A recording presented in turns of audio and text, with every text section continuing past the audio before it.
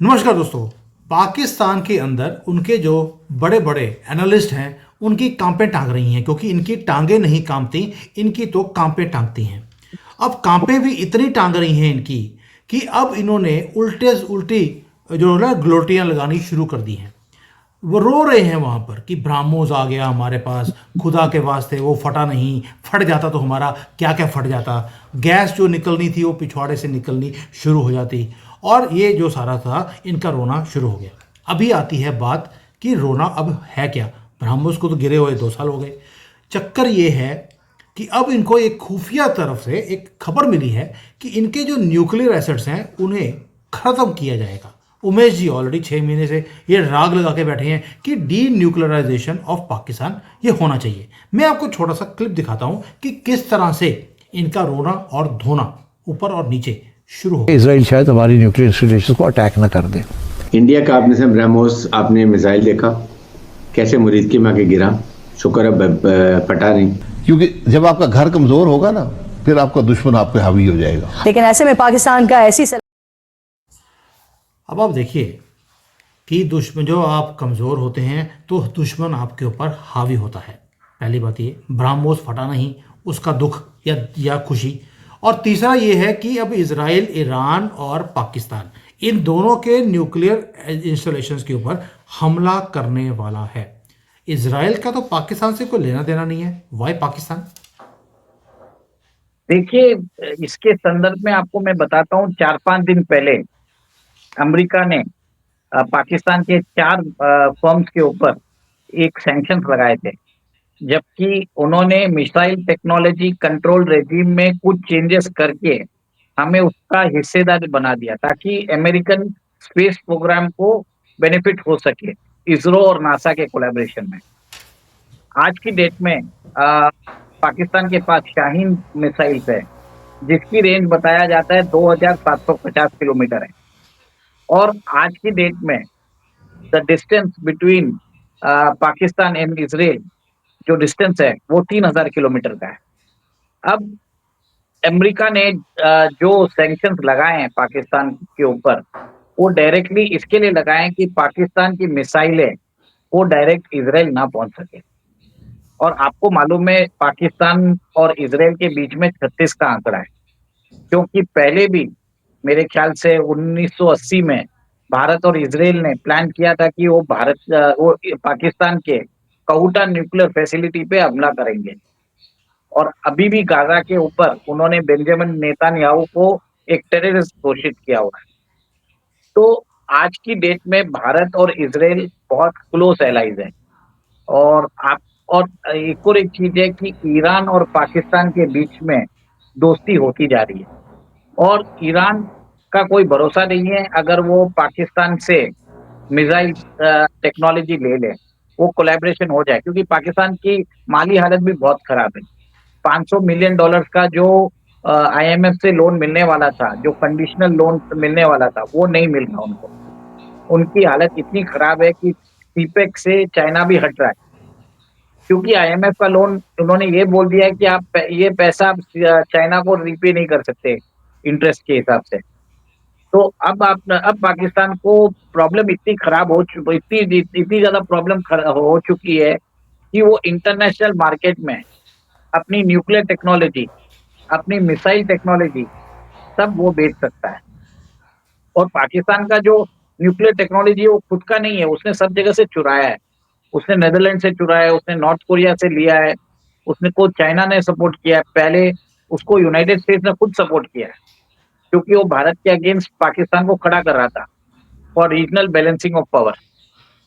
तो मेरा ये मानना है कि और भारत और इसराइल ये चीज जरूर देख रहे हैं कि पाकिस्तान एक तरह से उनकी इकोनॉमी चरमरा रही है, और पाकिस्तान आर्मी के अंदर एक सिंपथाइजर ग्रुप है जो एक्सट्रीमिस्ट रेडिकलाइज्ड है। अगर इन न्यूक्लियर वेपन्स उनके हाथ में लग जाता है तो क्या हो। आज पाकिस्तान के पास 170 न्यूक्लियर वेपन्स है, छोटे बड़े सब चीज करके। उनके पास खुद के मिसाइल डिलीवरी सिस्टम भी है, ठीक है। उनके पास वेपन ग्रेड एनरिच यूरेनियम है, न्यूक्लियर वेस्ट है। एक बहुत बड़ा इकोसिस्टम है, इसको मैनेज कैसे किया जाए। पाकिस्तान डिसइंटीग्रेशन तो हो रहा है, पर उस डिसइंटीग्रेशन में अगर रेडिकलाइज्ड एलिमेंट्स के पास ये न्यूक्लियर वेपन्स आ जाते हैं, तो ये खतरा बढ़ जाएगा इजराइल के लिए, ये खतरा बढ़ जाएगा भारत के लिए, ये खतरा बढ़ जाएगा वेस्ट के लिए। क्योंकि कुछ भी बोला जाए, आज भी मिडिल ईस्ट में रेडिकलाइज्ड इस्लामिक नेशंस में अमेरिका को सबसे बड़ा दुश्मन मानते हैं। तो बहुत जरूरी है कि डीन्यूक्लियराइजेशन ऑफ पाकिस्तान होना जरूरी है। और अब तो आपने देख लिया, टर्किश इस्लामिक पार्टी ने बोल दिया कि वो चाइना के अंदर शी जिनपिंग का तख्ता पलट कर देंगे। अब प्रॉब्लम चाइना को भी है, तो मेरे हिसाब से ये ग्लोबल प्रॉब्लम बनने वाला है। लोग इसकी बात नहीं कर रहे हैं। मैं बहुत दिनों से बोल रहा हूँ कि पाकिस्तान का डिसइंटीग्रेशन होगा, उसके पहले डीन्यूक्लियराइजेशन ऑफ पाकिस्तान जरूरी है। और ये होगा कैसे? अकेला कोई नहीं कर सकता, बिना भारत के तो कर ही नहीं सकते आप। क्योंकि भारत का जो बॉर्डर है, भारत जानता है पाकिस्तान के, जितनी इंफॉर्मेशन भारत के पास होगी कि इसको सिक्योर कैसे कर सकते हैं, किसी के पास नहीं हो सकती। तो मेरे ख्याल से आगे जाके जो मुझे लग रहा है कि पाकिस्तान की इकोनॉमिक स्थिति खराब हो रही है, Pakistan is going on the verge of disintegration, economic problem चालू होगा। श्रीलंका टाइप, उधर जैसे अभी पावर के बिल बढ़ रहे हैं, गैस के बिल बढ़ रहे हैं, और जहां पे टैक्स कलेक्शन नहीं हो रहा है, उनकी इंपोर्ट रिक्वायरमेंट्स मीट नहीं हो रही है, the country is going on the verge of default, bankruptcy और इकोनॉमिक जो केओस। और इस इकोनॉमिक केओस में रेडिकल एलिमेंट्स को बढ़ावा मिलता है, क्योंकि आपकी मेन स्ट्रीम पार्टीज फेल हो जाती है। और जब इन मेन स्ट्रीम पार्टीज फेल होती है और आर्मी के अंदर भी रेडिकलाइज एलिमेंट्स हैं, तो वहां पे खतरा बढ़ जाए। और उस टाइम पे आपको एक इंटरनेशनल पीस कीपिंग फोर्स बनानी पड़ेगी। उसमें भारत रहेगा मेरे हिसाब से, अमेरिका रहेगा, फिर ईयू रहेगा, चाइना रहेगा, इवन रशिया भी रहेगा। क्योंकि पाकिस्तान की जो न्यूक्लियर फैसिलिटीज है वो एक जगह कॉन्सेंट्रेटेड नहीं है, सब जगह है। तो एक कंट्री मिलके नहीं कर सकता उसको। अगर उसको डीन्यूक्लियराइज करना है, it's a very complex task. क्योंकि आपको उनके मिसाइल सिस्टम्स, उनके न्यूक्लियर वेपन्स 170 है उनके पास, जो सिप्री ने बताया है। उसके बाद वेपन ग्रेड एनरिच यूरेनियम होगा, फिर उनके पास न्यूक्लियर वेस्ट जो रिसाइकल न्यूक्लियर वेस्ट होगा, उन सबको सिक्योर करना जरूरी है। तो अब देखिए, आपने जैसे देखा है, जैसे आपने क्लिप में बताया, मैंने भी वो देखा है। तो पाकिस्तान के अभी सोशल मीडिया सर्कल्स में बात चल रही है कि इजराइल कभी भी पाकिस्तान की न्यूक्लियर फैसिलिटीज पे हमला कर सकता है वापस, और उससे पहले वो ईरान पे करेगा। जिस दिन ईरान में रेजिम चेंज हो जाता है, वहां पे खोमेनी का शासन खत्म हो जाता है और ईरान के अंदर एक प्रो वेस्टर्न कंप्लायंट गवर्नेंस आ जाती है, नेक्स्ट बारी है पाकिस्तान की। क्योंकि जो इस्लामिक बॉम्ब का दम वो बढ़ता है, और जिस हिसाब से पाकिस्तान अपने आप को ग्लोबल इस्लामिक वर्ल्ड में अपनी जो पैठ बताता है, उसको खत्म करने की कोशिश करेंगे। क्योंकि ऑन रिकॉर्ड खोमेनी ने बोल दिया है कि इजराइल को हम दुनिया के नक्शे कदम से मिटा देंगे। तो आपको मालूम है सर, जो जो ब्लिंकन है, ब्लिंकन ने रिसेंटली बोला कि भाई हमने 20 साल से कोशिश कर रहे हैं रेजिम चेंज करने की ईरान में, हम फेल हो गए। ही हैज़ एडमिटेड ओपनली कि वो काम नहीं कर सके। लेकिन पाकिस्तान को डर है कि भाई अब ये काम होगा ईरान के ऊपर, क्योंकि ट्रंप आ रहा है, और ट्रंप के आने से पहले ही इनको लगता है कि अब काज इनके ऊपर भी गिरने वाली है। क्योंकि ट्रंप एडमिनिस्ट्रेशन में बड़े ओपनली बोला जाता है कि 20 साल पाकिस्तान ने हमें तंग किया, हमें बेवकूफ़ बनाया, अब हम इनको बेवकूफ़ बनाने वाले हैं, इनको इनकी नानी याद दिलाएंगे। लेकिन दूसरी बात आपने एक और बोली थी पहले इसके, कि भाई पाकिस्तान ने जो अपना न्यूक्लियर प्रोग्राम है वो चोरी कर कर इन्होंने बनाया है। भाई इनकी तो किताब में ही लिखा है कि आपको मेहनत नहीं करनी, चोरी करनी है, क्योंकि आप जिसको फॉलो कर रहे हैं मोह मैड को, तो वो उसका तो काम ही था कि चोरी करना, डाके मारना और दूसरे लोगों की संपत्ति को हड़पना। तो इनके डीएनए में है। और वहाँ पर बिजली का बिल भरता कोई भी नहीं है, वहाँ पर भी वैसे ही बिजली और गैस चोरी की जाती है जैसे भारत में आपको संभल में दिखाई दी और पूरे भारत में इनके इलाकों में दिखाई देती है। तो कोई डीएनए कोई डिफरेंट नहीं है, इनका चोरी का ही सिस्टम है। ऊपर हुक्मरान से लेके नीचे जो भिखारी है वहाँ तक सब चोर ही हैं। और यहाँ तक कि मक्का मदीना में भी आपको जो सबसे बड़े उच्चम तरीके के जो भिखारी मिलते हैं वो पाकिस्तान से आते हैं। अब आते हैं कि क्या अगर अमेरिका जैसी पावर हमेशा पाकिस्तान को यूज किया है भारत के खिलाफ, एकदम से आपको लगता है कि उनका प्यार पाकिस्तान के लिए खत्म हो जाए? देखिए, पाकिस्तान की स्ट्रेटेजिक वैल्यू जरूर है, उसका स्ट्रेटेजिक इम्पोर्टेंस जरूर है, क्योंकि इम्पोर्टेंस है उसकी connectivity of the Indian subcontinent with central Asia, with middle east, ठीक है। बट वो अब जो उनकी जो स्ट्रेटेजिक इम्पोर्टेंस है वो स्ट्रेटेजिक न्यूसेंस बन गया है। अब अमेरिका को लग रहा है कि इनको पैसा देके भी कोई मतलब नहीं है, क्योंकि इन्होंने ओसामा बिन लादेन को अबोटाबाद में इन्होंने शरण दी थी और ये अमेरिका से पैसे ले रहे थे। तो कहीं ना कहीं अमेरिकन एस्टेब्लिशमेंट में लगा कि इनके ऊपर विश्वास मत करिए, ठीक है। और अब मैंने हमेशा बोला है कि जब भी डेमोक्रेट्स आते हैं तो वो पाकिस्तान को सपोर्ट करते हैं, और जब भी रिपब्लिकन्स आते हैं वो अमेरिका का देखते हैं कि अमेरिका का इंटरेस्ट क्या है, और अमेरिका का इंटरेस्ट है कोलैबोरेशन विद इंडिया। तो आपने ट्रम्प की रेजिम में भी वही देखा था, और अभी भी आप वही देखेंगे।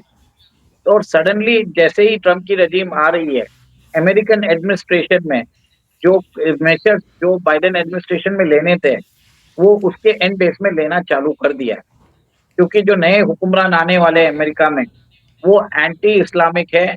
उन्होंने तो ये भी बोल दिया है कि हमको कोई इमिग्रेंट चाहिए ही नहीं इस्लामिक कंट्री से। तो और ट्रम्प का तो एक ही चीज है, make America great again, make strong America again, make well America again. वो सब अमेरिका का ही गीत गाते हैं।